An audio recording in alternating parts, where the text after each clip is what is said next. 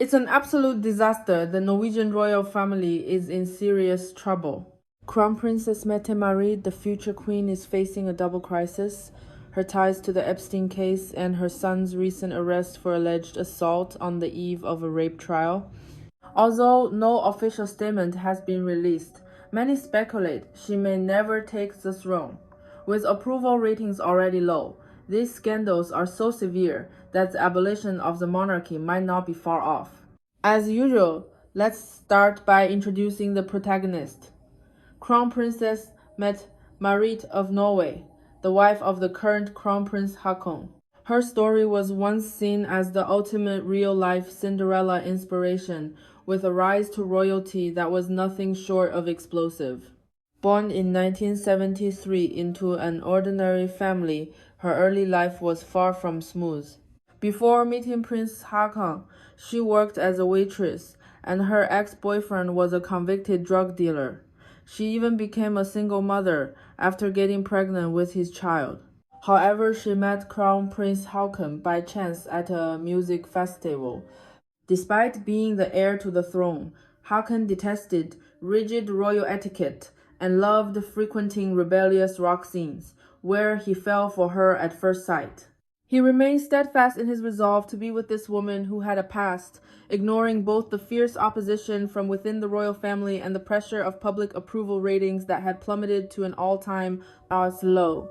This love over throne drama reached its climax in 2001 with a grand royal wedding.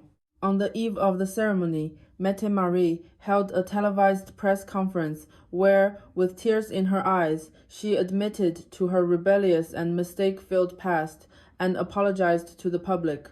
The Norwegian people eventually accepted her sincere apology for her turnaround, viewing it as a story of pure love that transcended class and prejudice at the time. This was seen as a symbol of the modernization and democratization of the Norwegian monarchy. Consequently, she married into the royal family along with Marius, her eldest son, with the drug dealer, and became the future queen consort of Norway. Of course, after the wedding, Mette-Marit actively dedicated herself to public affairs. She focused long-term on literature, youth, mental health, and social inclusion, serving as the face of various cultural and charitable projects. For a time, she successfully crafted a royal image that was both approachable and progressive. However, a dark cloud always lingered over the grand facade of her elegant image. Marius, her eldest son with her ex-boyfriend, a drug dealer.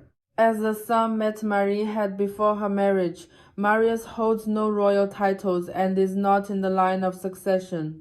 However, having been raised within the royal environment since childhood, he enjoyed resources and attention almost identical to those of actual royal family members. When he first entered the palace with Mette-Marit, he was just a naive little boy nicknamed Little Marius. At the time, the Norwegian public was full of tolerance toward him, viewing him as a mascot for the democratization of the monarchy. However, as he grew up within the palace walls, the script went completely off track. In 2017, the 20-year-old Marius caused a public outcry when it was revealed he was openly selling royal items on social media. That same year, rumors circulated about his ties to drug trafficking circles. To protect him, the royal house announced his withdrawal from public life. By 2018, sexual assault allegations began to surface, though the details were not made public until investigations consolidated years later. From 2020 onwards, he became a regular at Oslo's underground parties and nightclubs, associating closely with gang members with criminal records and spiraling into drug and alcohol abuse. The Norwegian Intelligence Service, PST, even privately warned the royal family that the eldest son's social circle had become a serious threat to national security. Starting in 2022, multiple women who had been in intimate relationships with him reported long-term domestic violence, coercive control, and threats to the police. Some allegations involved sexual assault committed while victims were asleep or intoxicated. On the 4th of August 2024, Marius was formally arrested for the first time for allegedly assaulting his girlfriend at the time, leaving her with a concussion. He claimed he acted only because he was high and drunk. Subsequently, police launched a deep investigation, uncovering a string of historical cases involving multiple counts of sexual assault, threats, violence, and drug-related offenses. The scope of the investigation expanded rapidly, covering a span of several years. By the end of 2025, prosecutors formally filed 38 charges against Marius, including 4 counts of rape. In January 2026, the prosecution officially indicted him, with the 4 rape charges serving as the core allegations that could lead to a lengthy prison sentence. Reports also suggest he is suspected of secretly filming videos of these female victims. However, just 2 days before the original trial date, Marius was arrested yet again. This time, he was not only suspected of threatening someone with a knife, but had also directly violated his bail conditions. With this, Marius has become the first member of the Norwegian royal family's inner circle in history to face such serious criminal trial proceedings.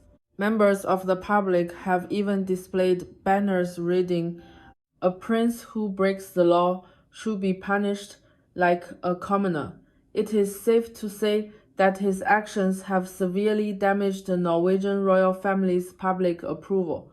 Until today, people could still explain this away as a genetic issue inherited from his biological father, the one bad apple theory. The Norwegian public even maintained a sliver of sympathy for the crown princess, feeling she was simply being dragged down by an unruly son, and they tried their best to keep these allegations from scorching his mother, the future queen. But then, she herself crashed and burned. If Marius's downfall can be blamed on poor parenting, the old skeletons recently pulled out of Mette-Marit's closet represent a truly bottomless abyss. Years ago, rumors circulated that she had met with Epstein. At the time, the royal house downplayed it as mere social interaction, and Mette-Marit issued an apology, leading many to believe the chapter was closed. However, with the U.S. Department of Justice's recent declassification of a new batch of Epstein documents, the public has discovered that this seemingly gentle and harmless future queen actually had a deep personal connection with the notorious pedophile pimp. According to disclosures from English-language media, Mette-Marit maintained a startling frequency of contact and correspondence with Epstein between 2011 and 2014, with their email exchanges totaling nearly 1,000 messages. While these interactions themselves may not be illegal, the issue is that Epstein had already been convicted of sex crimes involving minors in 2008. In other words, Mette-Marit's correspondence occurred well after his criminal status was clearly established.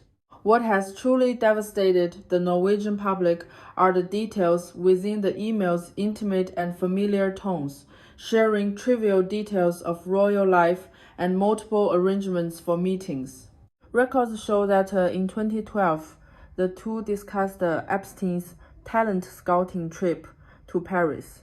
Epstein described Paris as fun, but noted his personal preference for Scandinavians, to which Mette-Marit replied, "Paris is for affairs, and Scandinavians make better wives." 2 weeks later, in a letter to Epstein, she wrote, "You always make me laugh, because you always manage to stir my thoughts." In another letter, 2 weeks after that, she praised him as being very charming. Furthermore, they even discussed some highly inappropriate topics. For instance, she actually consulted Epstein on how to choose specific styles of wallpaper and artwork for Marius, who was only 15 at the time. Why would a future queen ignore a palace full of royal advisors and instead ask a globally loathed pedophile for advice on her son's upbringing? This total collapse of her public persona has left Norwegians feeling an unprecedented sense of betrayal. People have begun to re-evaluate her past 2 decades. Did Mette-Marit truly turn over a new leaf after marrying into the royal family? Or did she simply use the monarchy as a springboard to continue living her dangerous and chaotic life? After the revelations came to light, the Norwegian royal family quickly issued a response.